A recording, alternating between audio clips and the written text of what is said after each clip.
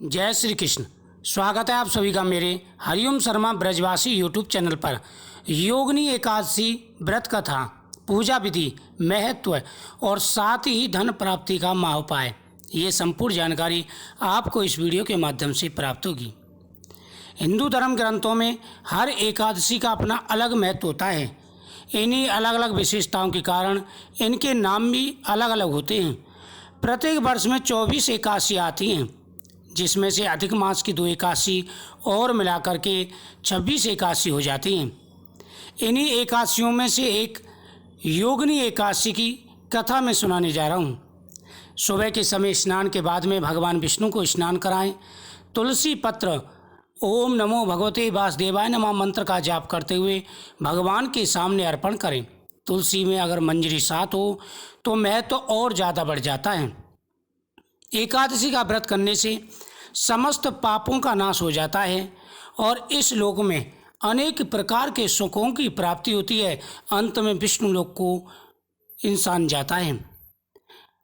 योगिनी एकादशी की कथा महाभारत काल की बात है। एक बार धर्मराज युधिष्ठिर ने भगवान श्री कृष्ण से कहा कि हे त्रिलोकीनाथ, मैंने ज्येष्ठ माह के शुक्ल पक्ष की निर्जला एकादशी की कथा सुनी। अब आप कृपा करके आषाढ़ माह के कृष्ण पक्ष की एकादशी की कथा सुनाइए। इस एकादशी का नाम तथा महत्व क्या है, मुझे विस्तार से बताएं। भगवान श्री कृष्ण कहने लगे, हे पांडुपुत्र, आषाढ़ माह के कृष्ण पक्ष की एकादशी का नाम योगिनी है। इसके व्रत करने से समस्त पाप नष्ट हो जाते हैं। यह व्रत इस लोक में भोग तथा परलोक में मुक्ति देने वाला है।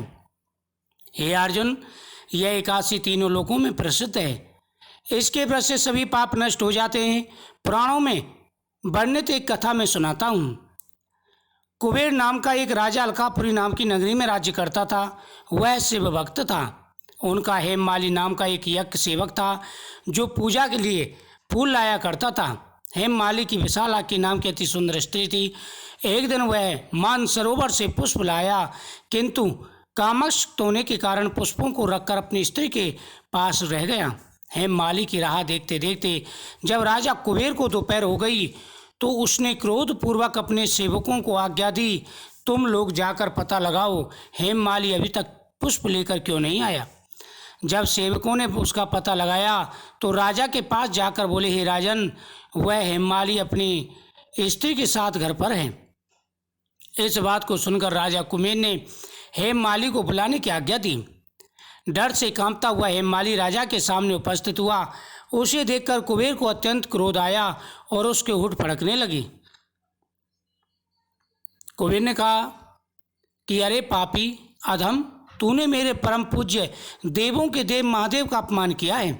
मैं तुझे श्राप देता हूँ, तू स्त्री के वियोग में तड़पे और मृत्युलोक में जाकर कोढ़ी हो जा। कुबेर के श्राप से वह तत्काल स्वर्ग से पृथ्वी पर आ गिरा और कोढ़ी हो गया। उसकी स्त्री भी उससे बिछड़ गई।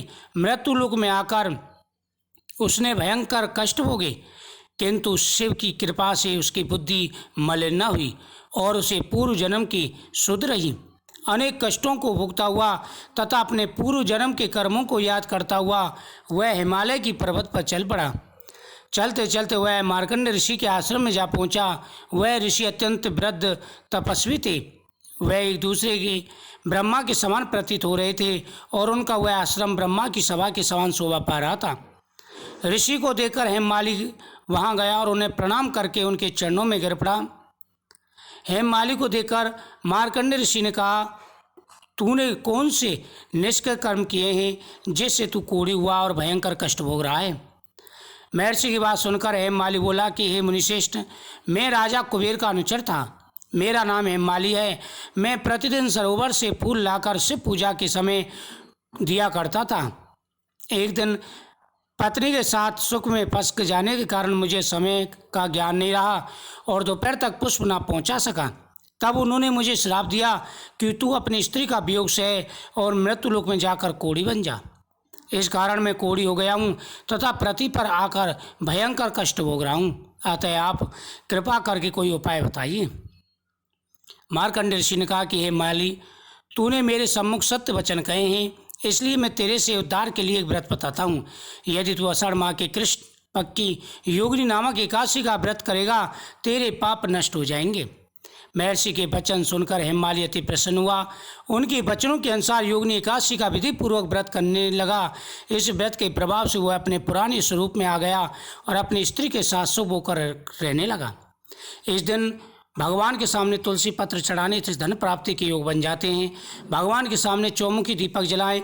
तुलसी माता के सामने और भगवान शिव के सामने चौमुखी दीपक जला के अपनी इच्छा बोलें, आपकी धन की इच्छा अवश्य ही पूरी होगी। भगवान श्री कृष्ण कहते हैं, राजन, इस एकादशी का व्रत करने से 88,000 ब्राह्मणों को भोजन कराने का फल प्राप्त होता है।